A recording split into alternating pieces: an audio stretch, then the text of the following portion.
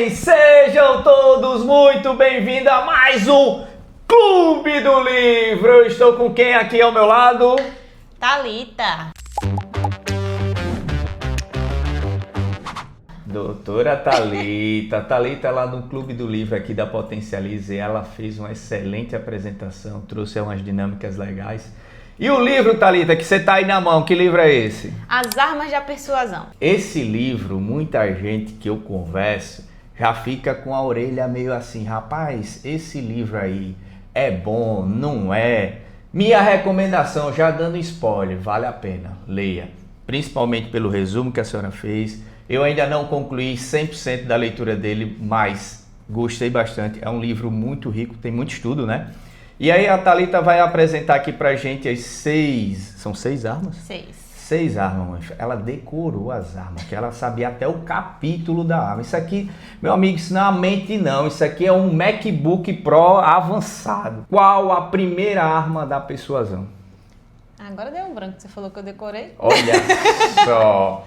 Buguei a mente do MacBook Pro. Lady Laura. Thalita, as armas da persuasão. Quantas são? São 6 armas da persuasão. 6 armas. Legal. Das 6 armas, qual que te chamou mais atenção? Nossa, Bruno, eu acho que todas, na verdade, me chamaram muita atenção. E o legal do livro, gente, é que ele tem muito estudo científico mesmo, pesquisa que eles fazem, mas de uma forma muito legal. Não é aquela leitura chata que você vai lendo aquela pesquisa e fica, nossa, que saco. Não é assim, tá? São pesquisas que eles trazem coisas do dia a dia mesmo. Então, com certeza, os exemplos que eles trazem aqui, você vai parar e pensar, eu já vivi isso aqui. Meu irmão já passou por isso aqui. Então, vale muito a pena. De todas elas, lembrei agora a primeira, tá? A primeira delas é a de reciprocidade. E o interessante, assim que começa o livro, que você tem as duas opções ali, né? Tanto para você usar ao seu favor, né? De você persuadir alguém a executar algo que você acredita ou queira que aquela pessoa faça também, como também você não ser persuadido, né? Perfeito. Então, por exemplo, você já percebeu que aquilo ali, aquele negócio ali tá meio estranho, que é justamente sair do piloto automático. Imagine que a gente tá o tempo todo com decisões no subconsciente. O que é que essa arma da persuasão ele fala, tá?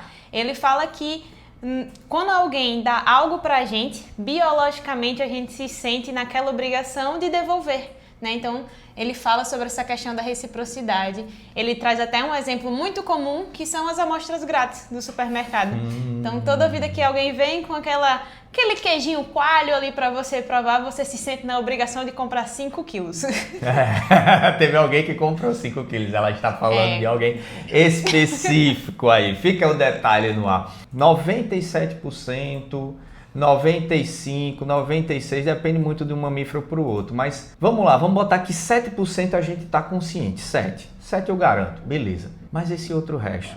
Aí a gente está no piloto automático o tempo todo. A partir do momento que eu tenho conhecimento, quando alguém vem com a reciprocidade, eu preciso tomar cuidado. Só isso. Por quê? A pessoa está me oferecendo um produto no supermercado. Eu vou experimentar, sabendo que eu não sou obrigado a comprar aquilo. Sendo que se eu não tenho esse alerta, o que é que faz? Já boto no carrinho e vou embora. Quando chega no supermercado, eu comprei isso e tal. Então, é interessante isso. Quando falo de persuasão, né, eu já trouxe até num dos livros, né, Como Falar Bem e Ficar Rico, a questão da manipulação, né? É um pouco diferente a persuasão, tá? Igual, eu quero tirar essa crença, sabe, ligado a uma coisa ruim. Você tem uma criança, você tem um esposo, por exemplo, seu digníssimo, ele tem o hábito de deixar a toalha em cima da cama? Não, ele tem o hábito de deixar roupa que não está tão suja em cima da cadeira. Muito bem. Então pronto.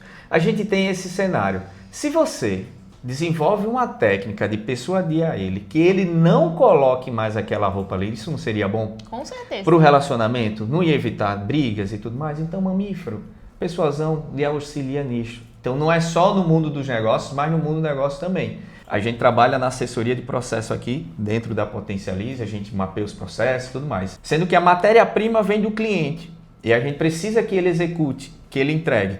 Então, durante a reunião, a gente ter esses conhecimentos de gatilhos, de situações e cenários. Sendo que, muito pelos coaches motivacionais, as pessoas estão meio que, isso é só um gatilho, isso é aquilo outro, é atalho, não. Tem técnica e, como você mostrou, tem ciência, né? Legal, Bruno.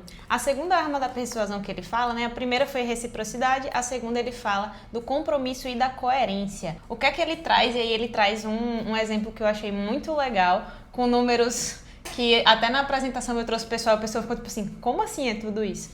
A arma do compromisso e da coerência, ele fala o quê? Ele fala que quando você se compromete a fazer algo, depois você fica se cobrando a realmente executar aquilo que você se comprometeu a fazer. E ele fala no livro, o Bruno estava dizendo sobre a questão da manipulação, ele fala muito para ter cuidado com os manipuladores. Um exemplo que ele traz no livro é o seguinte, pesquisadores fazendo os seus estudos, eles chegam para alguns cidadãos ali dos Estados Unidos e eles pedem para as pessoas colocarem pequenos adesivos nas portas das suas casas falando sobre segurança ali no trânsito. Beleza, show, as pessoas vão lá, algumas aceitam. Depois, algumas semanas depois, eles chegam lá e pedem para essas mesmas pessoas que se comprometeram ali com falar sobre a segurança no trânsito, trazer coisas melhores ali para a sociedade no geral. Essas pessoas depois, eles voltam lá e pedem para que elas coloquem um outdoor imenso no seu jardim, um outdoor feio, também falando sobre segurança no trânsito. 700% das pessoas que aceitaram colocar o adesivo na porta também aceitaram colocar o outdoor. É um número, assim, absurdo, mas que comprova muito bem essa arma. É um negócio, assim, interessante, porque o ser humano, ele não gosta de se contrariar. Exatamente. Eu digo que vou fazer, aí pronto. Você não é obrigado a fazer, mamífero. Eu vivi esse dilema recentemente com uma coisa que eu disse, não, eu vou fazer e tal. Eu não era obrigado a fazer, mas porque eu disse que ia fazer, não, agora eu vou fazer para provar. E qual o problema, né? Às vezes eu posso estar fazendo algo que está me prejudicando, que não vai ter o resultado esperado só porque, eu dei minha palavra. Eu tenho palavra de rei aqui muito no nosso interior aqui no Rio Grande do Norte, na região Nordeste é muito forte isso. Rapaz, minha palavra não tem curva, não volta, isso, aquilo, outro. Eu disse, mamífero, mas às vezes as coisas mudam, né? Então é importante ter atenção a isso. Vamos dizer as 100 para ficar registrado aqui. Então você já trouxe 2, que é o... Reciprocidade, compromisso e coerência. Tem a aprovação social, afeição, autoridade e escassez. Esse de escassez é o que a gente mais vê agora no Instagram. Você tem agora 5 segundos para clicar nesse botão, porque não vai, enfim. E assim, é tanto de usar, meio que já ficou manjado, malhado, como a gente fala aqui também, sendo que ainda funciona. Isso é um lado bom e isso é um lado ruim, né? Então tem estudos que apontam até na questão da frase, né? Então só você inverter a ordem da frase, o que vai falar, então tipo, últimas unidades e tal. Não é à toa que as grandes aí varejistas, né, Casas Bahia e tal, último dia para aproveitar a Black Friday, isso é janeiro, a Black Friday é em novembro. A gente só tem que tomar cuidado, eu acredito, muito pelos excessos. Óbvio, aquilo ali vai acabar, eu tenho que aproveitar. Senão, não vai. Então, assim, eu posso usar isso no dia a dia, como? Com meu filho, com meu colaborador, olha, você só tem tal hora, a gente só tem tantas vagas, você vai aproveitar? Então, o que eu vejo por detrás, a essência, é verdadeiro aquela escassez? Funciona. Não é? As pessoas percebem. Mentira tem perna curta, no instante descobre, né? Bruno, um outro exemplo sobre esse de coerência e de compromisso que me pegou muito e para mim eu acho que foi o melhor exemplo do livro que eles falaram é a armadilha das lojas de brinquedos. O que é que as lojas de brinquedos elas fazem? Quando tá ali em outubro, novembro, elas pegam um super brinquedo que elas querem divulgar, vamos botar aí um robô que faz uma ruma de coisa para as crianças e começa a divulgar muito, investe muito em publicidade naquele produto. E aí as crianças chegam pro pai, papai, me dá aquele robô, por favor. E o pai diz o quê? Quando chegar o Natal eu vou dar. Chega o Natal, de forma proposital, o fabricante daquele produto, ele bota poucas unidades nas lojas. Por quê? Porque aí algumas pessoas vão comprar, mas o papai que se comprometeu a pagar não conseguiu. E aí o que é que ele faz? Ele compra um brinquedo substituto e depois, quando chega em janeiro, começa de novo as publicidades do brinquedo na televisão. A criança, pai, mas você me prometeu. E aí o pai se sente o quê? Obrigado a ir na loja de brinquedo para comprar o robô que ele tinha prometido. Tempestade ainda não fez isso comigo não, mas Ventania faz direto. E o detalhe dele é do Lego, né? Então, não é muito pela loja do brinquedo em si, mas pela escassez. Então, é meio que tá muito ligado uma coisa na outra. Então, essa cadeia ali das armas das persuasões tem muito disso. Então, eu preciso ficar atento para eu não cair, levar, enfim, mas também eu poder usar isso ao meu favor. No capítulo da afeição, você gostou muito desse exemplo da loja de brinquedo, até porque você deve ter visto já alguma cena ali parecida, alguém caiu, enfim. Eu gostei bastante do maior vendedor do mundo. O caba entrou no Guinness Book. Qual era a estratégia deste vendedor? Simplesmente ele mandou 13 mil cartões todo mês para os seus clientes. Thalita, quando eu li o que ele falou, eu não acreditei. No cartão tinha simplesmente como... Você viu. Ele falava o que no cartão? Eu gosto de você, só. Gente, eu fui pesquisar em outras fontes para ver se tinha mesmo. Era só isso. Eu gosto de você. Imagine você mandar 13 mil cartões todo mês no envelope para um cliente e tal, eu gosto de você. O cara já tinha comprado o carro, era cliente dele, mas era uma forma dele ser lembrado. Aí eu me lembro de uma história. Eu participei de um evento, uma palestra, o cara tinha sido vendedor dessas, acho que tinha sido Ricardo Eletro, uma loja de eletrodoméstico do interior de Minas Gerais. O sotaque era bem engraçado, né? E o vendedor lá no balcão, escorado, esperando cliente. Aí quando chega um cliente, ele diz assim: você é Bruno? Se sou sim e tal. Bruno, quem mandou vir falar com você foi Toninho. Toninho, rapaz, meu amigão, gente boa, como é que tá, Toninho? Você tá super bem e tal. Olha, ele foi muito bem atendido por você, ele comprou uma TV, a TV tá funcionando até hoje, já se mudou não sei quantas vezes. E ele disse, quando eu for lá na capital, procure Bruno.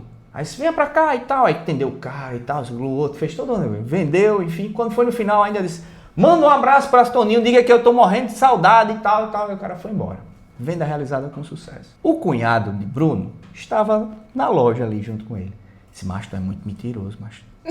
Tu conhece Toninho? Conheço. Tu se lembra dele mesmo? Eu disse, rapaz, lembrar eu não lembro não, mas eu sei quem é. Aí disse, como é que você faz um negócio desse e tal, dizendo que o cara é seu amigo? Ele disse, o cara era cunhado dele. Disse, fulano, você é meu cunhado, você pegou minha irmã. Tu nunca me deu uma cibalena vencida. O Toninho comprou comigo, botou comissão no bolso e ainda indicou um amigo, macho. Quem é que é meu amigo nessa história, né? Mas é o relacionamento, você cativa. Então, o que é que esse vendedor fazia? Vendia um carro. Dificilmente alguém compra o carro todo mês. É muito difícil. Sendo que, a cada 2, 3 anos, posso querer trocar. Ou amigos podem querer comprar um carro. E na hora que vai comprar, fulano, você comprou com quem? Rapaz, eu fui tão bem atendido por Thalita. Procure Thalita. Então, acontece muito disso. Por exemplo, eu vim do mercado pet, passei 8 anos no mercado pet e já estou há quase 3 anos fora. Mas até hoje alguém me manda mensagem, Bruno, você ainda vende cachorro? A última ninhada que eu tirei, acho que foi em 2020 por ali. Diga aí, já estamos em 2026, o pessoal ainda procura filhotes na nossa ninhada, mas porque a gente atendeu bem e entregou. Sendo que a gente ainda se lembra das pessoas, a gente ainda manda mensagem, pergunta como é que tá. Então, um gesto de carinho, um cartão. Aí o que ele fazia mudava só o tema do cartão. Natal, Dia dos Namorados, enfim. Então, o que é que você pode fazer no seu dia a dia, na sua empresa, para poder fazer uma mensagem singela como essa? E o cara foi parar no Guinness Books, né? Tá? Então, eu gostei muito, muito dessa história. Para encerrar, Thalita, fica a recomendação do livro, leiam, tem algumas resenhas também no YouTube, mas a essência, a leitura vale muito a pena. Ele conta uma metáfora que eu achei simplesmente fantástica. Tem várias versões dela, tá? Mas simplificando, um rabino vai lá e conversa a respeito queria compreender a diferença entre o céu e o inferno. E qual foi a explicação que ele obteve? No inferno existe uma mesa gigante com um banquete maravilhoso, a coisa mais linda do mundo. Qual o detalhe? Todas as pessoas têm uma colher gigante amarrada no braço. Gigante. E ela não pode colocar na boca. Você tem a comida melhor do mundo, mas você não pode comer. Isso é o inferno. E no céu? É a mesma mesa, o mesmo banquete, a mesma colher, a mesma mão travada que não posso. Só que todo mundo lá se alimenta. Porque no céu as pessoas se ajudam, né? Então, quando eu vi esse trecho ali no livro, essa metáfora, as pessoas no céu se ajudam por um motivo, né? Então eu quero contribuir com você, eu quero que você melhore, enfim. Se eu pensar só em mim, acabou. Então se eu uso as armas de persuasão só para o meu benefício, uma hora eu me dou mal. As pessoas começam a perceber. Aquele ali é um aproveitador, isso, aquilo, outro, só quer ganhar e tal. E quando você começa a servir, automaticamente alguém também vai te servir. Então utilize as armas ao seu favor. De qual forma? Ajudando o próximo. Faz pelo próximo, que a lei do retorno não falha. Se tu planta limão, você vai colher limão. Eu não vi ainda plantar limão e colher melancia. Então, teria alguma consideração, alguma coisa a acrescentar do livro? Curiosidade, exemplo? Somente isso, e queria deixar para vocês aí um dever de casa, de irem atrás, de serem mais curiosos também para ler as outras duas armas de persuasão que a gente não comentou aqui, né? Que é a da aprovação social e da autoridade. Então, mamíferos, antes que eu me esqueça, meta a mão que o dedo é pouco!